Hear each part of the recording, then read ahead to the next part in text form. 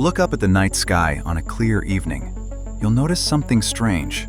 All the planets you can see, Mercury, Venus, Mars, Jupiter, Saturn, they all follow the same narrow path across the sky. They never appear randomly scattered.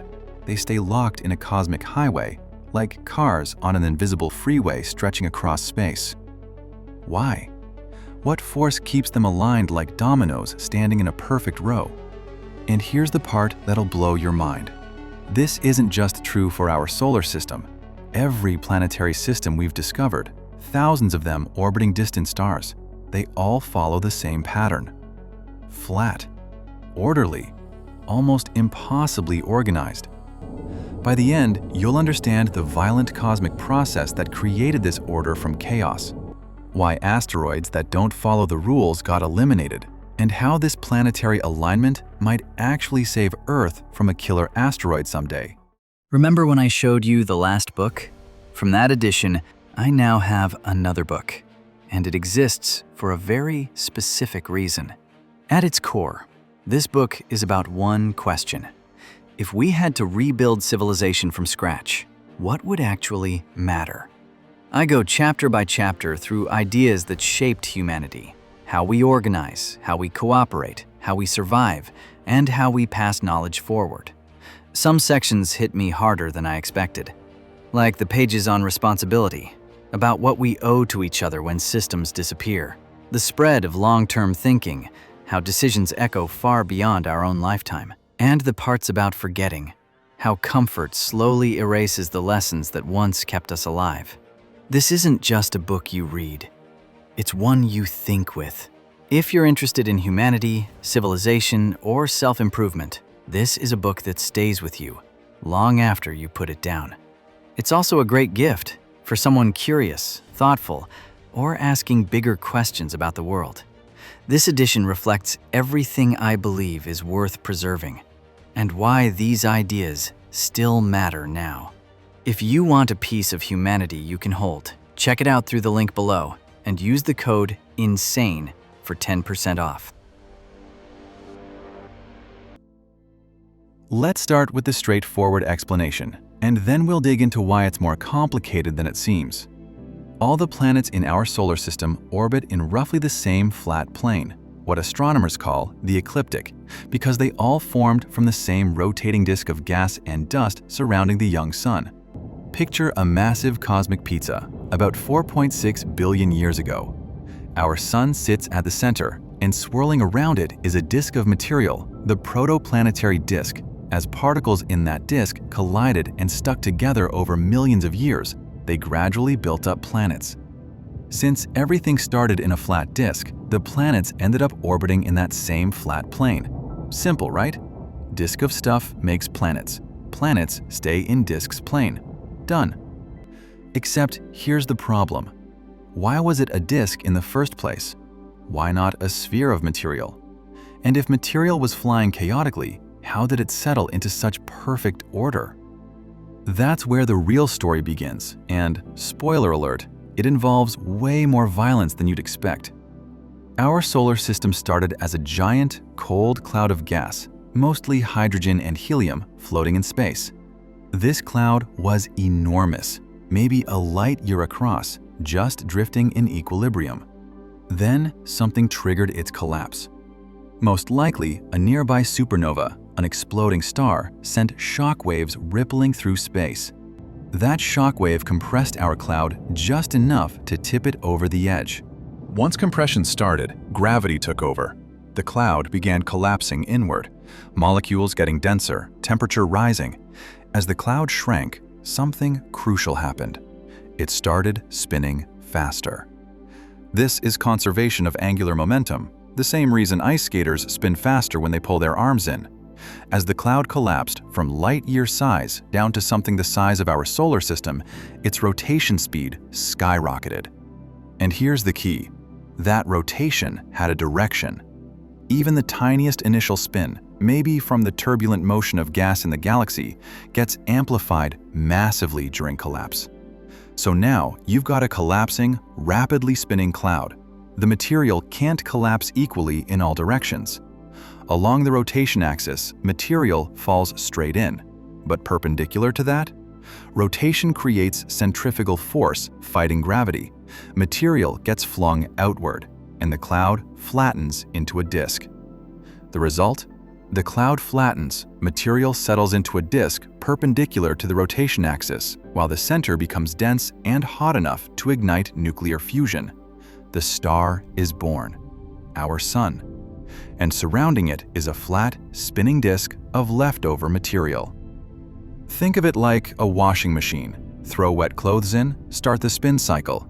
The clothes don't stay randomly distributed. They get pushed outward against the walls, forming a rough disc shape around the rotating drum. Same physics, vastly different scale.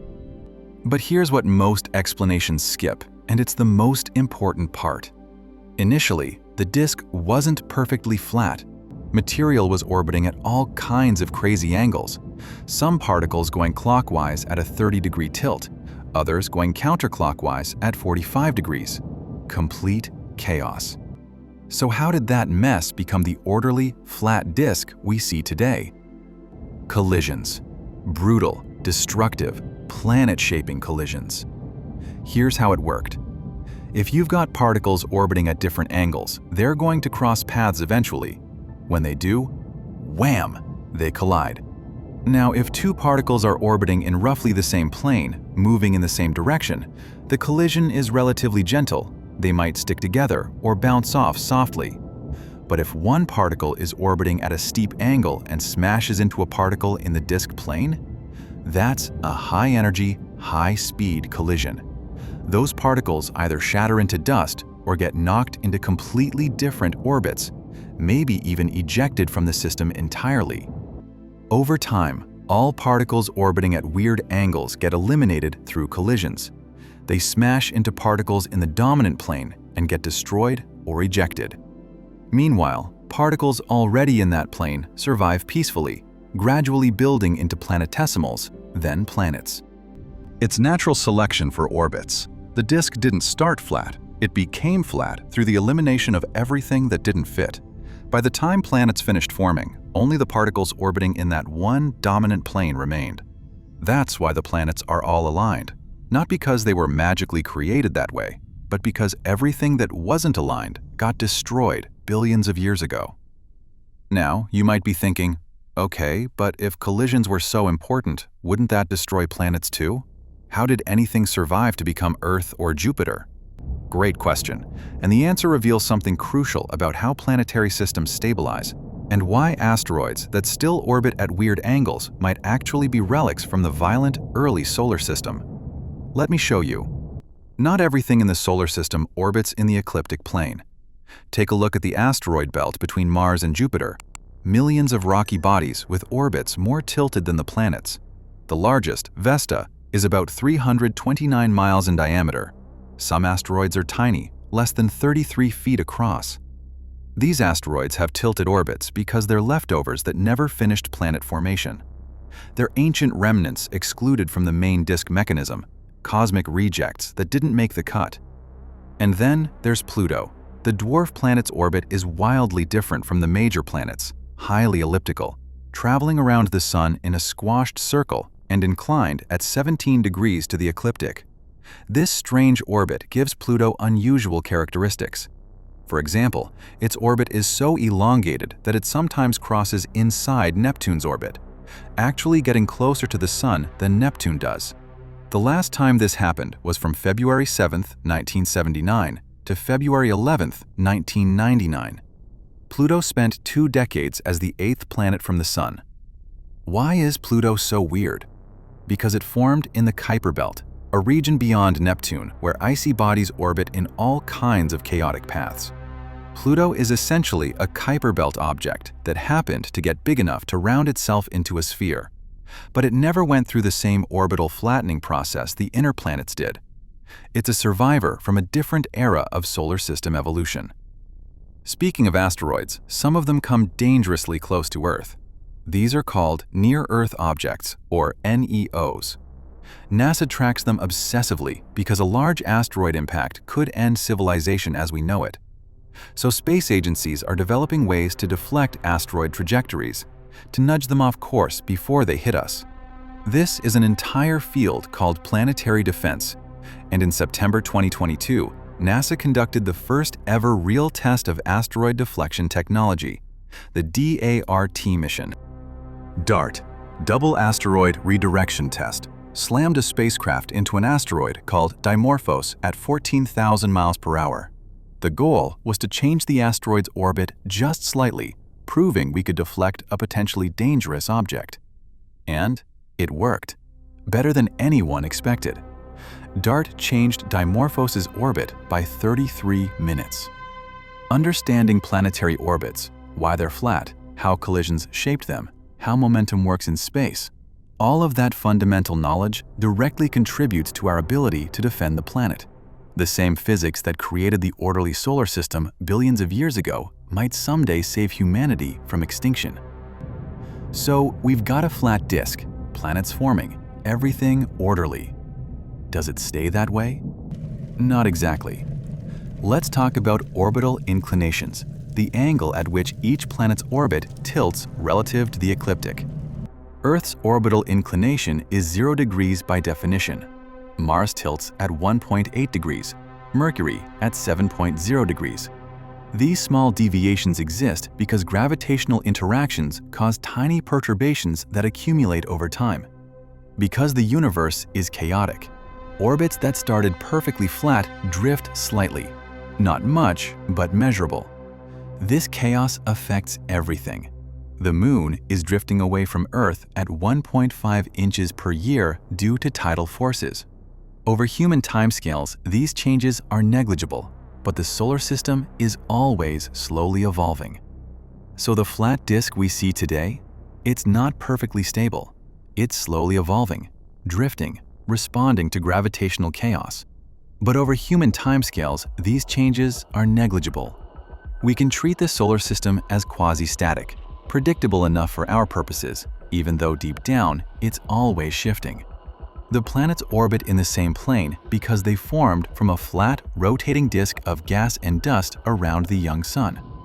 That disk formed because of conservation of angular momentum. As a collapsing gas cloud spun faster, centrifugal force flattened it into a disk perpendicular to the rotation axis. But here's the key part most people miss. The disk didn't start flat. Material orbited at all kinds of crazy angles. It became flat through collisions.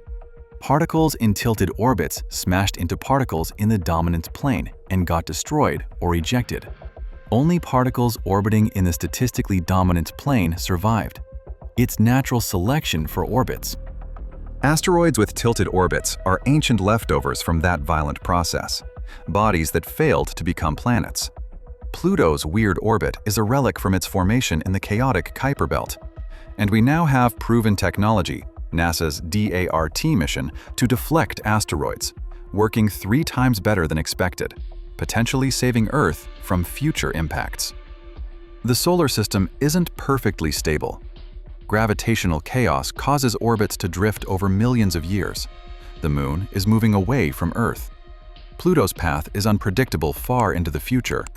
But over human timescales, everything appears orderly enough for us to map, predict, and understand. Imagine standing on a hilltop 4.6 billion years ago, watching the solar system form. You'd see a chaotic cloud of gas collapsing inward, spinning faster, flattening into a disk, particles colliding, some surviving, others exploding into dust. Gradually, over millions of years, order emerging from chaos, planetesimals growing, planets clearing their orbits, and finally, a system so organized that billions of years later, humans would look up and wonder, why are all the planets aligned in the same cosmic plane? Now you know. It's not magic. It's physics, chaos, violence, and time. Lots and lots of time. Curious about what exists beyond the flat disk of the solar system? Check out our video, What's Above and Below the Solar System, to discover the Oort cloud, the heliopause, and the structures that surround our cosmic neighborhood. Click now and keep exploring.